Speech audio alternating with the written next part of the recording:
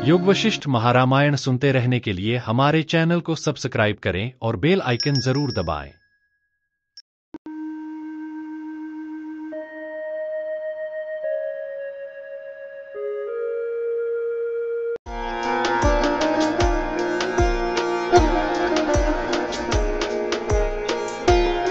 योग वशिष्ठ महारामायण निर्वाण प्रकरण सर्ग 29।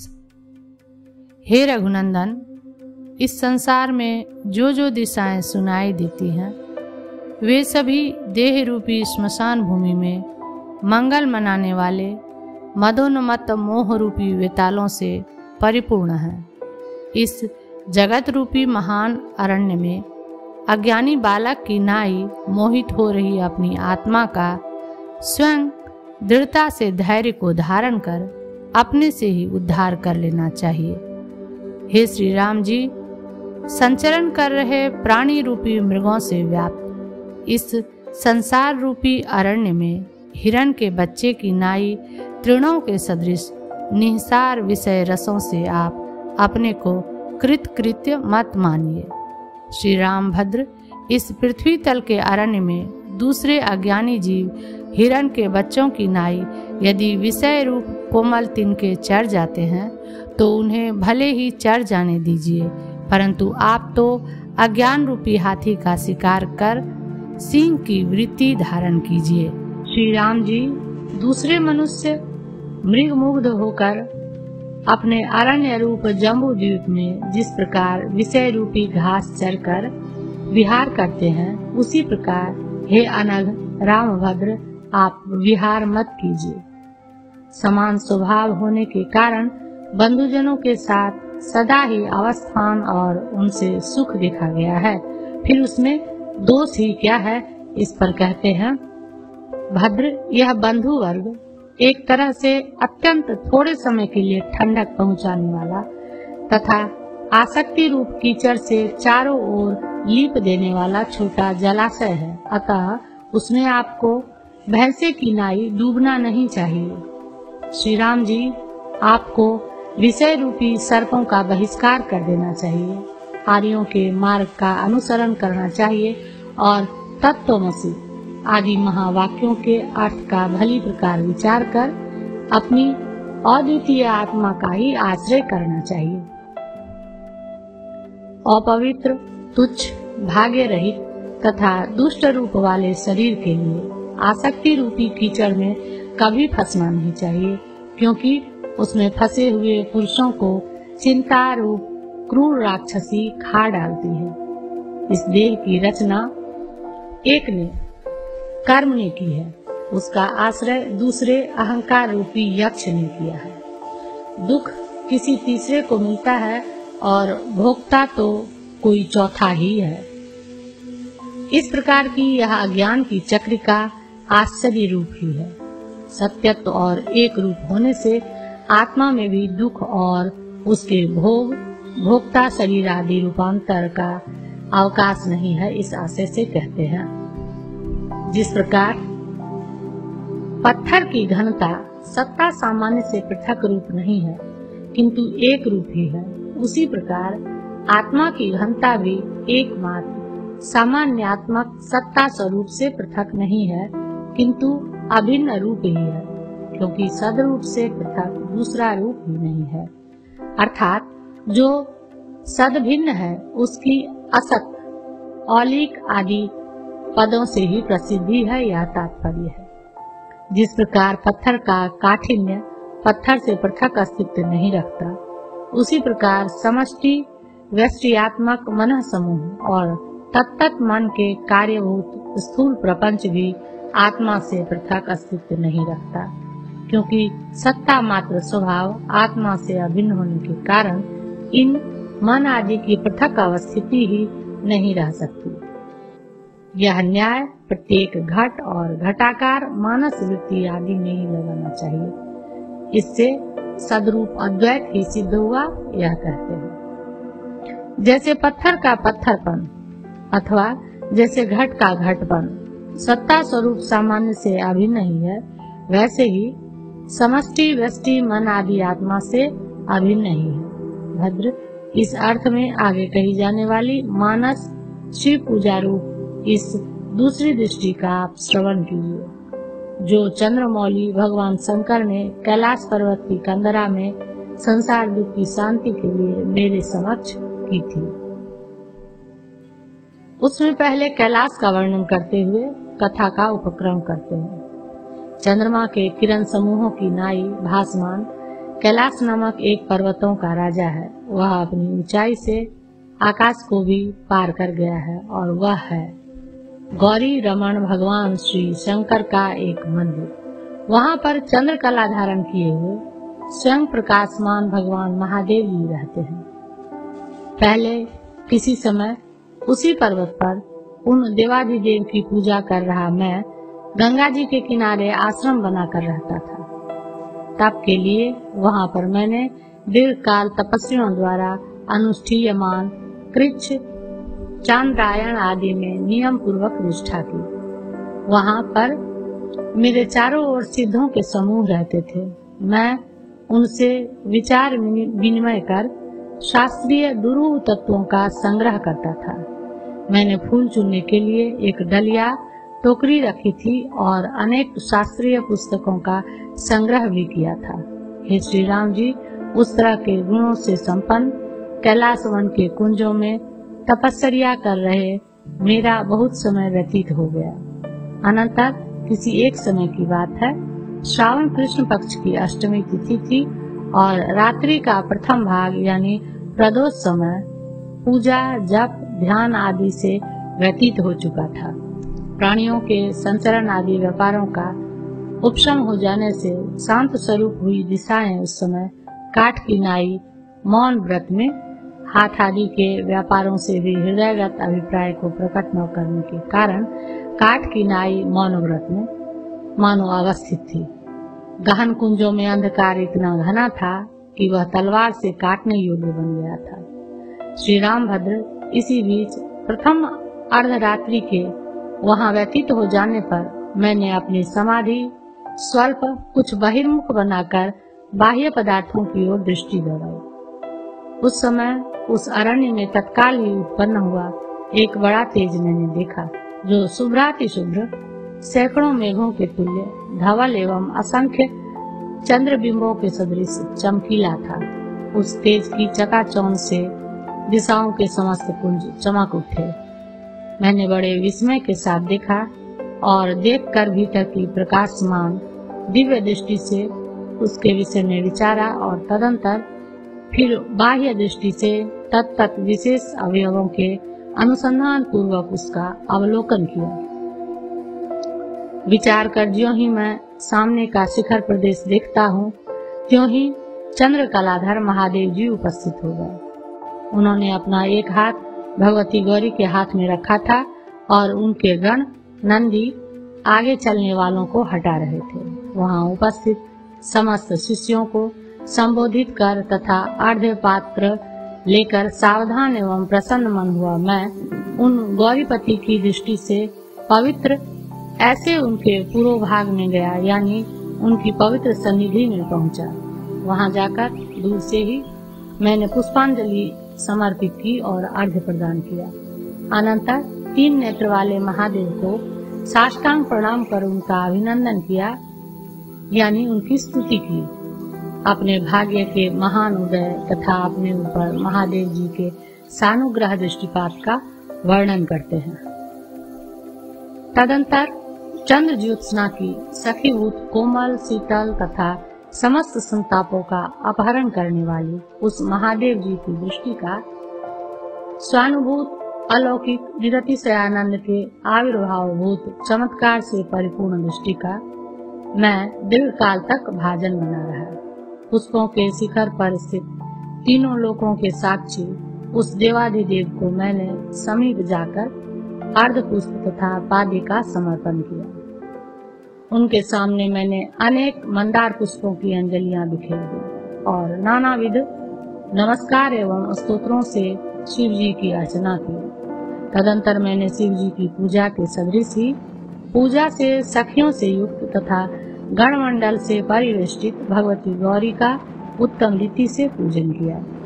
पूजा की समाप्ति होने पर उनकी आज्ञा से पुष्पमय शिखर पर बैठे हुए मुझसे अर्धचंद्र की कला धारण करने वाले भगवान उमापति परिपूर्ण हिमांशु किरण के सदृश शीतल वाणी से कहने लगे, यद्यपि पहले कुशल प्रश्न ही किया जाता है, तथापि समस्त कुशलता की परम सीमाभूत परमात्मा में चित्त विश्रांति का ही अनुग्रह करने की इच्छा से भगवान पहले प्रश्न करते हैं। भगवान उमापति ने कहा, हे ब्राह्मण, सर्वविध सांसारिक उपद्रवों के उपशम से विराजित परमात्मा रूप पर ब्रह्म वस्तु में विश्रांति ले रही तथा मोक्ष रूप उत्तम कल्याण देने वाली तुम्हारी चित्त वृत्तियां अपने स्वरूप में अवस्थित तो हैं।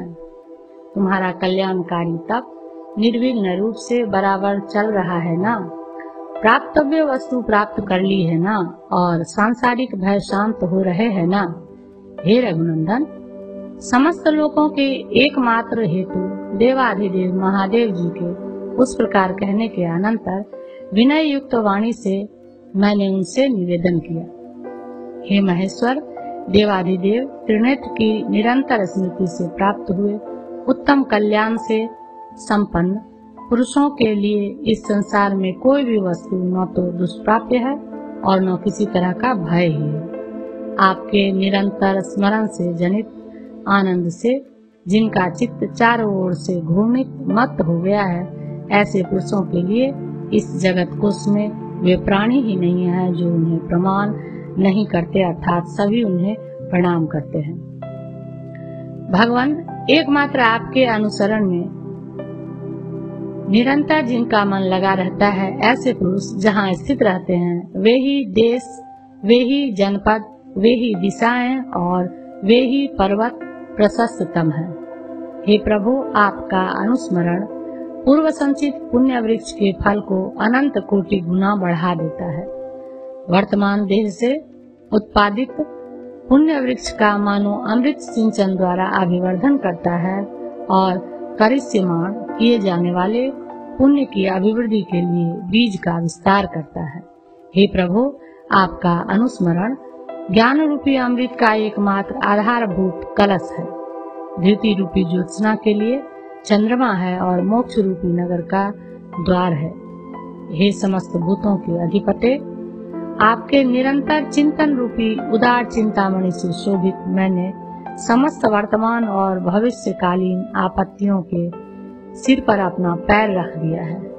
हे श्री राम जी, सुप्रसन्न उन भगवान शंकर जी से यूं कहकर नतमस्तक होकर मैंने जो कुछ वक्ष्यमाण रीति से कहा उसे आप सुनिए। हे भगवान, यद्यपि आपकी अनुकंपा से मेरे लिए समस्त दिशाएं अभिष्ट पदार्थों से परिपूर्ण है, तथापि हे देवेश, एक मुझे जो संदेह है उसके विषय में आपसे निर्णय पूछता हूँ। हे प्रभु, वह देवार्चन विधान किस तरह का है जो समस्त चित्त विक्षेप के हेतुओं से वर्जित, विकार शून्य, समस्त पापों का विनाशकारी तथा समस्त कल्याणों का अभिवर्धक होता है? उसे प्रसन्नमति से आप मुझसे कहिए।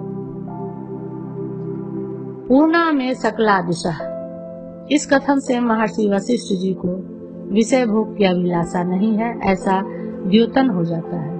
अतः सर्व पाप क्षयकरम, सर्व कल्याण वर्धनम, इन दो विशेषणों से समस्त अनर्थ निवृत्ति से उपलक्षित निरतिशयानंद स्वरूप मोक्ष साधन के विषय में ही यह वशिष्ठ जी का प्रश्न है। यूं सर्वज्ञ परम कारुणिक सदाशिव ने पहले निश्चय किया, अनंतर सर्वतो भावेन शरणागत वशिष्ठ जी को सर्वदेवार्चन के परम रहस्य भूत परम पुरुषार्थ के साधन तत्व ज्ञान के उपदेश की इच्छा से भगवान प्रतिज्ञा करते हैं। ईश्वर ने कहा, हे ब्रह्म ज्ञानियों में अग्रगण्य मुनिवर, मैं तुमसे सर्वश्रेष्ठ वह देवार्चन का विधान कहता हूँ जिसका अनुष्ठान करने से तत्काल ही मनुष्य मुक्त हो जाता है। आगे कहे जाने वाले देवार्चन के अनुरूप अलौकिक देव स्वरूप का उपदेश देने के लिए शिष्य को जिसकी जिज्ञासा करा रहे भगवान पहले वशिष्ठ जी से प्रश्न करते हैं, हे महाबाहो द्विज श्रेष्ठ, क्या तुम्हें यह अवगत है कि देवता कौन है? न तो पुंडरीकाक्ष ही देव है और न त्रिलोचन महादेव जी ही, न तो कमलोद्भव ब्रह्मा जी देवता है और न सर्व देवताओं के अधिपति इंद्र ही देवता है। न पवन, न सूर्य, न अग्नि और न निशाचर चंद्रमा ही वास्तव में देवता है। प्राकृत श्लोक में निशाचर शब्द चंद्रकला के अधीन शरीर वाले 33 करोड़ देव शरीरों का उपलक्षण है। हे द्विजोत्तम, वास्तव में न ब्राह्मण देवता रूप है, न राजा देवता रूप है और न मैं देवता रूप हूँ। न तुम देवता रूप हो, न आध्यात्मिक भाव से आपन्न देह आदि पदार्थ ही देवता रूप है और न चित्त रूपधारी व्यक्ति विशेष ही देवता रूप है। देह की शोभा भी देव रूप नहीं है और मति भी देव रूप नहीं है, किंतु क्रिया साध्य वस्तु से विलक्षण, आदि और अंत से शून्य, निरतिशय आनंदात्मक चित प्रकाश ही देव स्वरूप है। यह तत्वज्ञों द्वारा कहा गया है। देश और वस्तु से परिच्छिन्न तथा काल से परिच्छिन्न वस्तु में वह प्रकाश ही कहाँ रहता है। तात्पर्य है कि दिवु क्रीड़ा विजिगिषा व्यवहार द्युति स्तुति मोद मद स्वप्न कांति गतिषु, यूं 10 अर्थों में प्रसिद्ध दिव धातु से पचाद्यच इस सूत्र से अच प्रत्यय करने पर सिद्ध हुए देव शब्द के संकोच में प्रमाण न होने से वह माइक निरंकुश ऐश्वर्य, स्वच्छंद क्रीड़ा, महत्वाकांक्षा, व्यवहार स्तुति तथा आविद्यक मद, स्वप्न, इच्छा और गति का निर्वाहक है। अतः उक्त 10 विध अर्थों में कौन मुख्य है, इसका विचार करने पर द्वितीय और मोद ही मुख्य अर्थ प्रतीत होते हैं और वे नित्य निरतिशयानंद स्वरूप स्वप्रकाश पर ब्रह्म रूप में ही उपपन्न हो सकते हैं, परिच्छिन्न जड़ों में नहीं। इसलिए आदि और अंत से शून्य स्वाभाविक जो प्रकाश स्वरूप चित्त है, उसी को मुनि लोग शिव और देव कहते हैं। चूंकि जगत, जीव और उसका संसार ये सब उसकी सत्ता से ही अस्तित्व रूप अपना स्वरूप धारण करते हैं, इसलिए एकमात्र वह चिति ही विद्यमान वस्तु है, दूसरी नहीं। वही देव शब्द से व्यवहित होती है, इसलिए उसी की पूजा करनी चाहिए। तब क्या पुंडरीकाक्ष आदि मूर्तियों की पूजा का जो विधान है वह व्यर्थ है? इस पर नहीं, ऐसा उत्तर देते हैं। ब्राह्मण जो परम शिव तत्व से परिचित है, उन्हीं के लिए पुंडरीकाक्ष आदि मूर्तियों का पूजन विहित है। ठीक है ही है, योजन परिमित मार्ग में अशक्त पुरुष के लिए क्रोश परिमित मार्ग की कल्पना की जाती है। पूजन आदि से प्रसन्न हुए रुद्र आदि देवताओं से यत्ता आदि से परिच्छिन्न ही फल प्राप्त होता है और तत्वतः साक्षात्कार पर्यंत पूजन से प्रसन्न हुई आत्मा से स्वाभाविक तथा आदि एवं अंत से वर्जित निरतिशयानंद रूप फल प्राप्त होता है। यदि शंका हो कि कृत्रिम विषय भोग अनात्म पूजन से ही सिद्ध होते हैं, इसलिए उनके लाभार्थ कृत्रिम पूजा करनी चाहिए, तो उस पर कहते हैं, स्वाभाविक निरतिशयानंद रूप फल छोड़कर जो पुरुष कृत्रिम फल की ओर प्रवृत्ति करता है, उसके विषय में यही कहना चाहिए कि वह देवतरु मंदार का वन छोड़कर कंजा वन की ओर प्रवृत्ति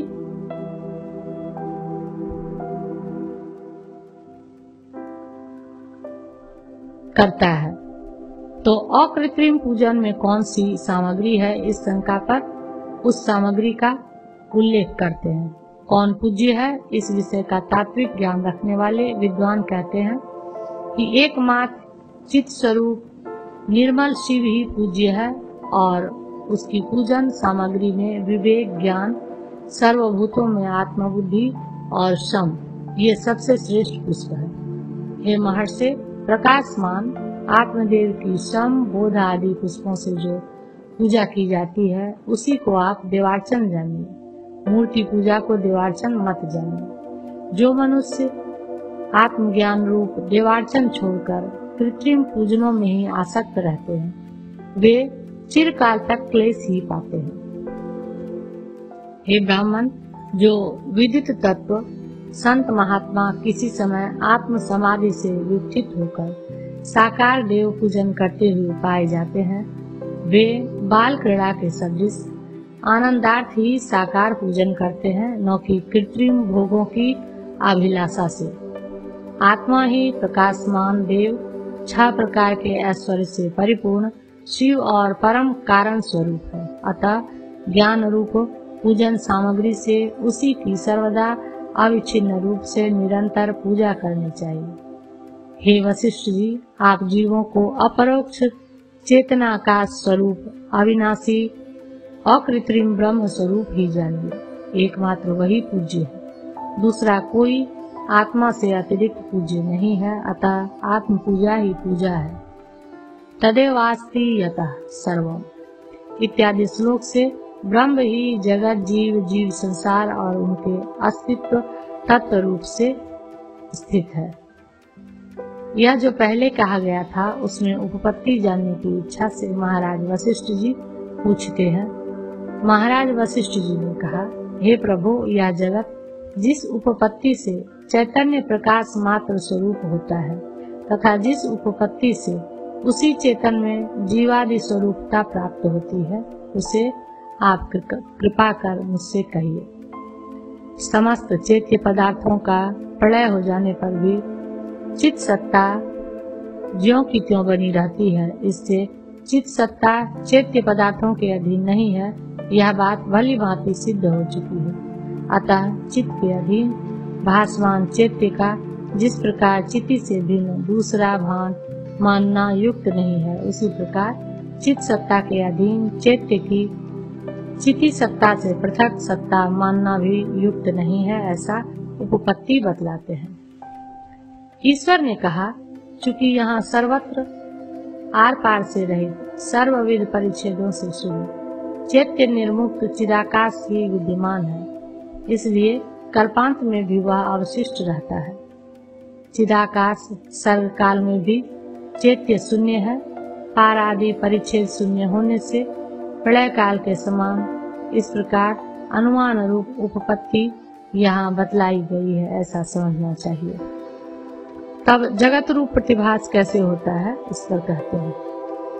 सूर्य, चंद्र, दीपक, इंद्रिय, मन आदि जो जो स्वयं प्रचुर प्रकाश वाले पदार्थ हैं, उनके अपने प्रकाश का अपने बिंब में समा न सकने के कारण स्वयं जो बिंब से बाहर प्रभाकर से स्पंदित यानी स्पंद सा प्रसिद्ध है, वही नील पीत आदि उसका विषयभूत जगत है। इसी प्रकार चिद व्योम के अपरिच्छिन्न होने से माया रूप आवरण से भीतर न समा सकने के कारण उसका माइक वासना आदि मार्ग से जो एक तरह का स्पंदन सा प्रसिद्ध है, उसी से यह जगत दिखलाई पड़ता है। उक्त रीति से एकमात्र चिदात्म स्वरूप ही सिद्ध हो रहा है। विचित्र रूप यह जगत स्वप्न नगर के सदृश भ्रांति से प्रतीत होता है। ऐसी कथित रीति से परमार्थ बुद्धि से विचार करने पर जगत का कोई स्थान ही सिद्ध नहीं होता। वास्तव में वह अमूर्त एवं स्वच्छ चिदाकाश मात्र स्वरूप ही है। तब क्या चिति ही चैत्य के आकार में परिणत अपने को दिखाती है? इस शंका पर नहीं, ऐसा उत्तर देते हैं। अपरिणामी और अद्वय होने से चैत्य का परिणाम चैत्य हो ही नहीं सकता। अतः अत्यंत असंभव चैत्य भी आवृत चित स्वभाव से पृथक जो सृष्टि के आदि में चिदाकाश मात्र स्वरूप भासता है, वही दृश्य जगत है, ऐसा मुनियों का स्मरण है। इसलिए स्वप्न नगर के सदृश जो यह जगत भासता है, उस चिदाकाश मात्र स्वरूप जगत में भिन्नता का अवकाश ही कहाँ है।